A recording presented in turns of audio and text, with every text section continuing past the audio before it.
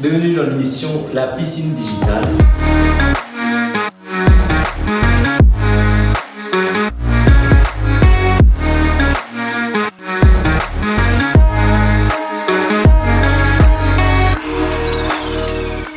C'est une nouvelle émission sur la chaîne Estonien 2.0.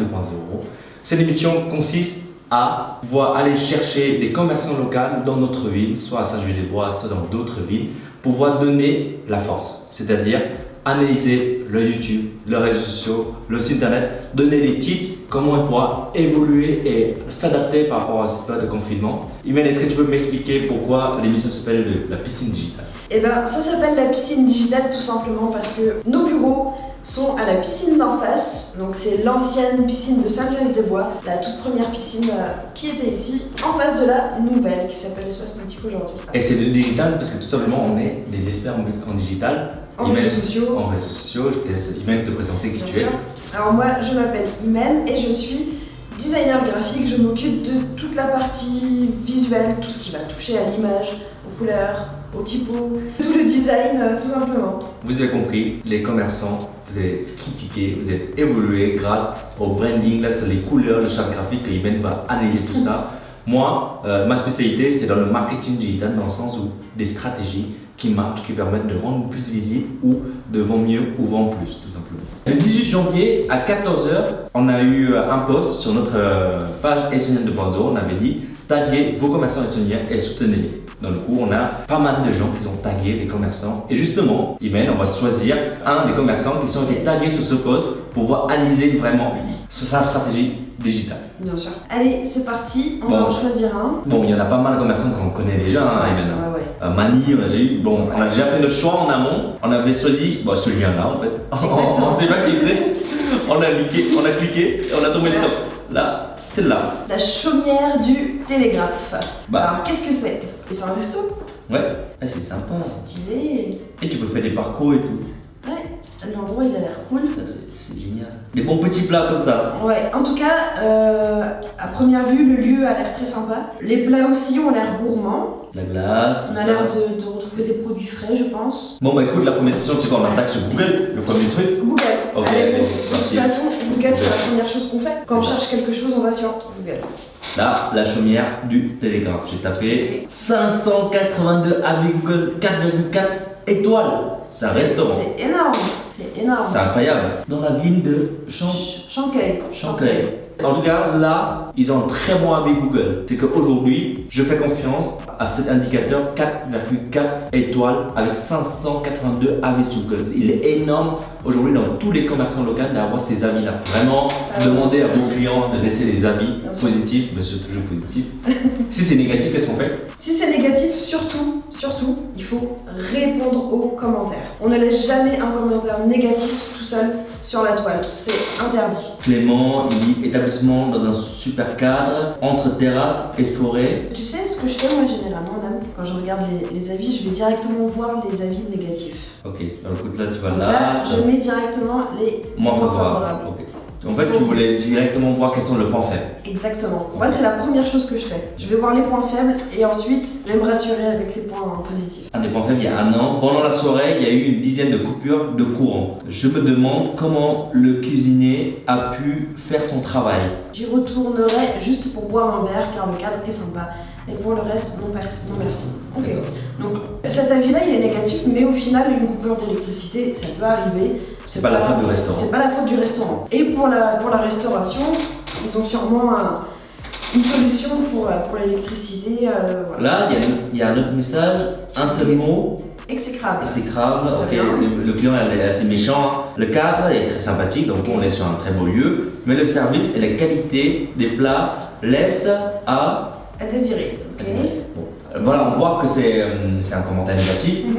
Ça peut arriver, en sachant qu'il y a quand même 582 4 étoiles, hein, c'est énorme. Et dessus, c'est quelques commentaires négatifs finalement. Alors, par contre, il y a une erreur ici que je pense que tu as pu remarquer, c'est quoi? On n'a pas de réponse. On n'a pas de réponse. On n'a pas de réponse. On n'a pas de réponse. Il faut répondre. Voilà. Chaumière du télégraphe, s'il vous plaît, répondez aux commentaires négatifs. Il faut répondre parce que c'est là qu'on convainc qu'on est des personnes sérieuses en fait. Bien sûr. Et même si on reçoit un commentaire négatif, quand on nous dit La qualité des plats laisse à désirer. Ce qui est important, c'est qu'on peut toujours s'améliorer en fait. Ces commentaires négatifs, ils sont super importants parce que ça vous permet tout simplement d'augmenter votre qualité. Ok, en plus l'algorithme Facebook, il aime beaucoup que quand tu réponds, plus tu réponds, va forcément plus de mots-clés.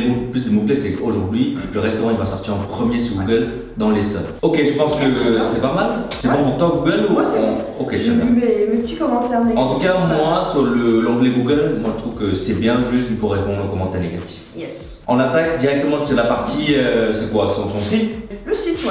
On va aller faire ça. Ouais, sur le site, très bien. La Chaumière du Télégraphe, très bien. Taverne 01 64, donc vous allez trouver le numéro directement si vous souhaitez réserver votre repas, allez-y. La page d'accueil, je vois qu'il y a non sécurisé. Ouais, c'est pas bon. À améliorer. On comprend pas trop, on sait pas trop où on atterrit, on voit une taverne, c'est du noir et blanc. Les mots-clés, ils sont pas forcément soulignés. Là, je vois, il y a Facebook, il y a une petite icône musique. Information, très bien. Là, c'est vraiment à améliorer. La seule chose qui est bien, c'est le numéro, on va dire. On reconnaît le nom, le numéro. Après, on n'a rien d'autre en fait. L'expérience. Il n'y a même pas d'image. Elle est pas là. Non. Il n'y a même pas d'image. Il n'y a pas d'image, alors que c'est un endroit qui a l'air. Ça va. Il est trop beau l'endroit. C'est il y a vraiment une différence entre ce qui est sur Google et sur un site en fait. Exactement. Là, c'est vraiment, il y a vraiment un travail de fond à faire. Ça passe pas. Voilà, vraiment l'équipe vraiment fait un effort, vraiment que ça soit collé par rapport à votre image. Aujourd'hui, je pense que vous êtes les premières personnes à vérifier le site, les réseaux sociaux, les avis sur Google. S'il y en a un des trois qui est bizarre, bah, ça nous met en doute. On est là pour faire améliorer aussi sur le point de vue digital. Le site, pour moi, il est entièrement à revoir. Que ça soit au niveau de l'expérience client ou du branding, il y a tout à revoir. Même le terme taverne, je pense que ça ne correspond pas. On continue avec la page Facebook. Allez, go. Ok, la page Facebook. Tac. Déjà, la page Facebook, on a une photo de fond. Déjà, c'est mieux, tu vois, que le site. Toi, tu es spécialiste dans le branding. Ça fait penser à quoi, toi, le logo? Mais en fait, ça me fait penser, tu sais, quand une tache d'encre sur un papier, ferme en deux, on ouvre et on te dit à quoi ça te fait penser. Tu vois ou pas? D'accord. En fait, je sais pas ce que c'est. Bah écoute, si. On dirait il y a deux personnages qui ouais, moi aussi, on dirait ces deux personnages qui s'embrassent. Bon, voilà, si les propriétaires regardaient cette vidéo, n'hésitez pas à nous expliquer la signification de votre logo, parce qu'aujourd'hui, un logo c'est extrêmement important. Bien sûr. Ok. C'est vraiment la marque, c'est ce qui représente notre marque. Donc, oui, ok, le nom, très bien. On voit que c'est un restaurant français. On peut appeler, parce que vraiment, oui, 01, on peut appeler, c'est cool. Il y a un bouton directement call to action. On voit où c'est. On a également une petite description. Notre restaurant vous accueille perché des milliers des arbres. Donc voilà, on reprend un peu l'esprit des arbres. Très bien. Il y a quand même pas mal de likes. 2475 personnes aiment ça. Ouais. Je pense que l'endroit et la cuisine doivent être pas mal et les gens doivent apprécier vraiment ça. C'est dommage que leur présence sur la toile n'est pas optimisée, je dirais. Exactement. Et même là, je vois que c'est le 2 janvier. Ça, c'est très bien. Au revoir 2020. Au revoir 2020. Ils sont présents. Ouais. Ils sont présents, mais on est quel jour aujourd'hui, nous, quand on tourne cette vidéo? On est le 20 janvier. Il y a presque 18 jours, il n'y a aucune activité sur les réseaux sociaux, en sachant qu'aujourd'hui, on est tellement actifs sur les réseaux sociaux que faut être actif. Avec nos commerçants, en tout cas, dans lesquels on les accompagne, ils sont actifs tous les 2 jours, 3 jours. Tous les 2-3 jours, il faut vraiment être actif. Là, c'est un restaurant, donc malheureusement, je pense qu'ils sont fermés. Je ne sais pas s'ils font de la livraison. Rien ne vous empêche de partager des recettes de vos cuisiniers, des astuces cuisine, valoriser encore plus le lieu, mettre des photos de l'endroit qui est super. Enfin, voilà. On revient souvent sur les chartes graphiques. Je ne vois pas la couleur, la cohérence en fait, de l'ensemble des posts. Oui.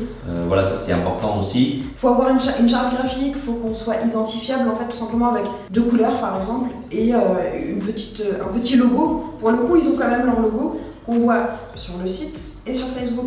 Donc ça c'est pas mal, je dirais. Mais voilà, vraiment retravailler ce côté charte graphique. Choisir des couleurs, choisir une typographie. Je crois que j'ai regardé un petit peu sur Instagram, ils n'ont pas forcément une page Instagram non plus. Et aujourd'hui, tout ce qui est en termes de food, de nourriture, ça marche assez bien sur Instagram. On les voit toujours les beaux plats, ça donne envie.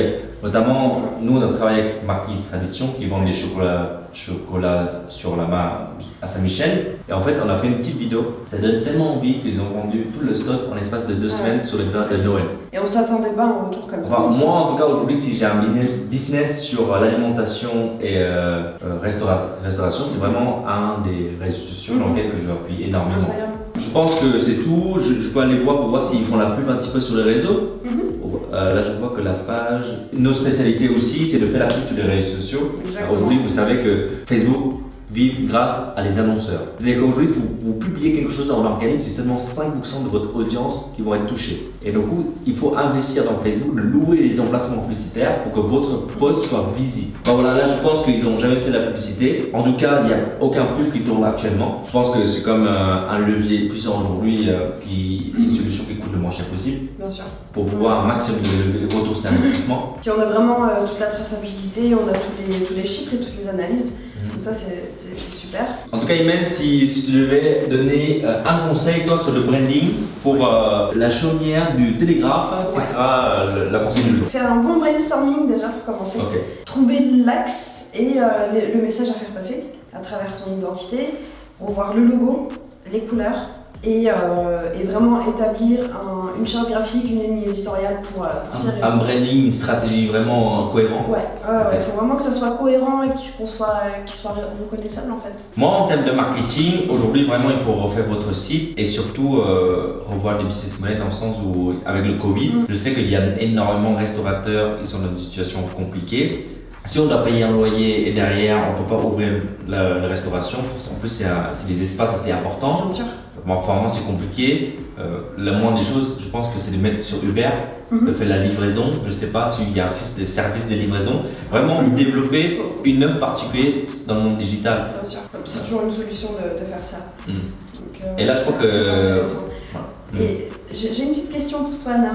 Si je veux faire une publication sur les réseaux, à partir de combien d'euros je peux être rentable? Tout dépend de la stratégie que tu veux mettre en place. Nous, principalement, la première stratégie, c'est faire en sorte que vous êtes connu dans votre région. Aujourd'hui, grâce à notre stratégie et nos techniques, on peut rendre n'importe quelle personne devient une vraie star dans sa niche sur un lieu précis. D'accord. Tu vois. Une fois que vous êtes devenu connu, et c'est là que vous allez proposer vos services. C'est normal parce que c'est comme si vous croisez quelqu'un dans la rue, vous ne connaissez pas, il vous propose un service, vous allez dire non. Voilà, c'est vraiment notre stratégie, développer votre branding. Donc on revient sur ta notion, le branding il est extrêmement important aujourd'hui. Si vous avez aimé ce concept, n'hésitez pas à liker, commenter, taguer en tout cas les commerçants que vous avez envie qu'on aide vraiment à faire une petite analyse de leur présence sur les réseaux, sur internet, comme ça pourra vraiment les aider. Et mettez-nous des petits pouces, des petits commentaires, des petits likes. En tout cas, c'est une émission qu'on aimerait bien développer pour aider un maximum de commerçants locaux. En sachant que c'est une niche restaurateur, donc je pense qu'il y a énormément de restaurateurs qui vont également regarder ces vidéos.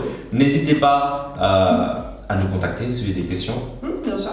On sera grand ouvert à la piscine en face de l'émission Piscine Digitale. Exactement. Allez, à très vite. Yes, à bientôt. Ciao, ciao.